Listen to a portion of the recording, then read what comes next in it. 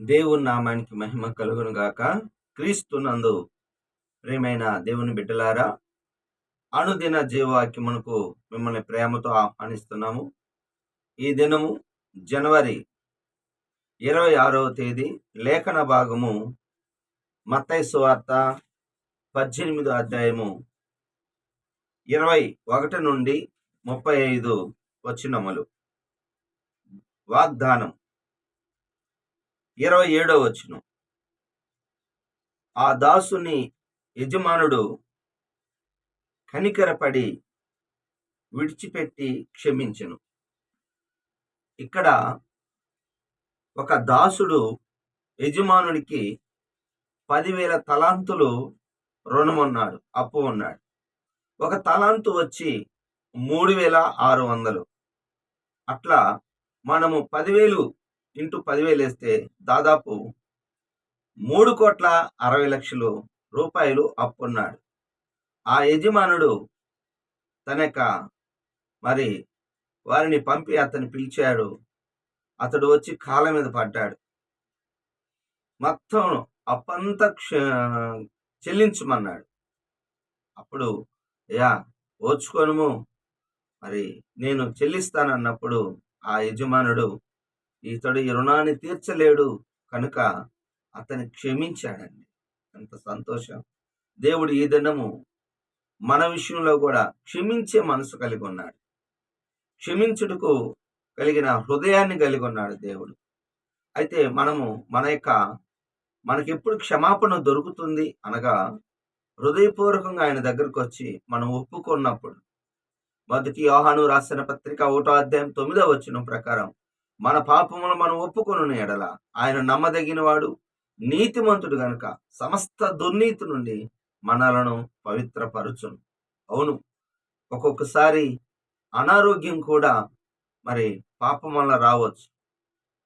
Mark సువార్త 2వ అధ్యాయం 5వ వచనంలో పక్షవాతం కలిగిన వ్యక్తిని తీసుకొచ్చినప్పుడు అతను చూసి, కుమారుడా, నీ పాపములు క్షమించబడి ఉన్నవి. అవును, మొదటిగా శరీరానికి వ్యాధి, ఆత్మకి ఉన్న మరి వ్యాధే పాపం. ఆ పాపాన్ని క్షమించాడు. లేచి నీ పరుపెత్తుకొని నడుము అని మరి ప్రభు చెప్పిన వెంటనే అతడు శరీర స్వస్థత కూడా పొందుకున్నాడు. కాబట్టి మన హృదయంలో మరి అందరికి తెలిసిన వాక్యమే, మన పాపాలు మనం ఒప్పుకోకపోతే, మన అతిక్రమను ఒప్పుకోకుండా దాచిపెడితే మనం వర్ధిల్లం. సామెతల గ్రంథం 28వ అధ్యాయం 13వ వచనం. అలాగే యెషయా గ్రంథంలో కూడా, మీరు మొరపెడుతున్నారు కానీ మీ దోషములను, మీ అపరాధములు నాకు అడ్డుగా వచ్చి ఉన్నవి. అవును, మన పాపాల ముందు మనం ఒప్పుకున్నప్పుడు దేవుడు క్షమిస్తాడు. క్షమించడంతో పాటు శరీర స్వస్థత కానీ, మనకు కావలసిన మేలులు, దీవెనలు పొందుకోగలం. ఎందుకు అనగా, ఇర్మియా గ్రంథం 5వ అధ్యాయం 3-4 వచనాల్లో చూస్తే, మేలు కలుగకుండుట కారణము మీ పాపములే.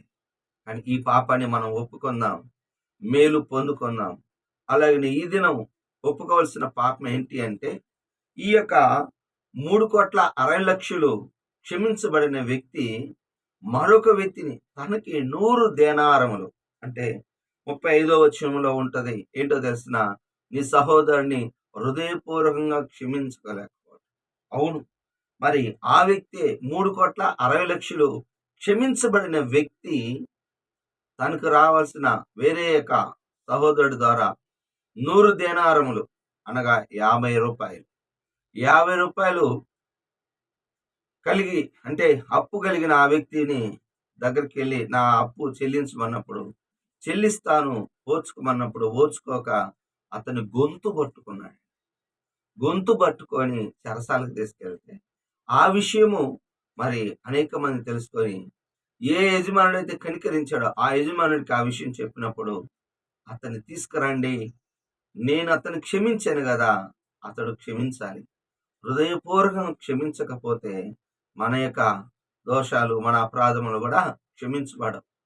అంటే క్షమించే మనసు మనకు కలిగి ఉన్నాడు. అందువల్లే అతడు ఆ 3,60,00,000 క్షమించబడిన వ్యక్తి పక్క వ్యక్తిని క్షమించలేదు కనుక అతనికి శిక్ష పడింది.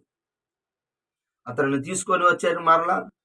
మరి చెల్లించేంత వరకు బాధపరచండి, కొట్టండి అని చెప్పాడు. అవును, మనం ఎప్పుడు కూడా మనం దేవుడి దగ్గర క్షమించబడతాం.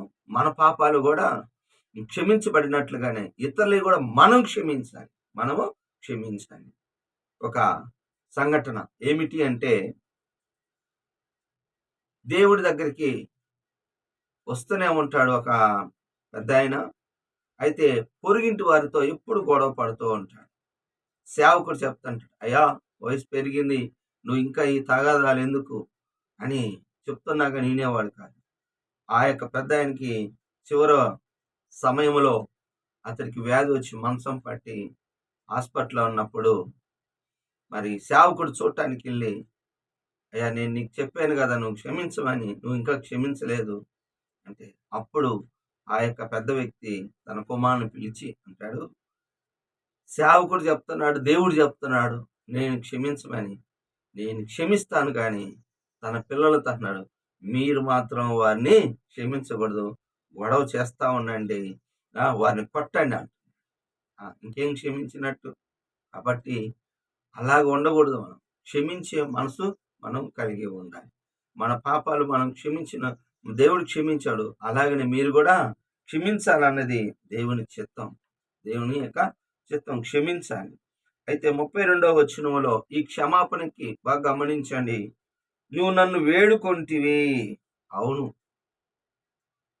మనము ఈ క్షమాపణ కొరకు కూడా వేడుకోవాలి. పాపాత్మురాలైన స్త్రీ ప్రభు పాదాల మీద పడి కన్నీళ్లు విడిచి మరి అత్తరు పోసి ముద్దు పెట్టుకుంటూ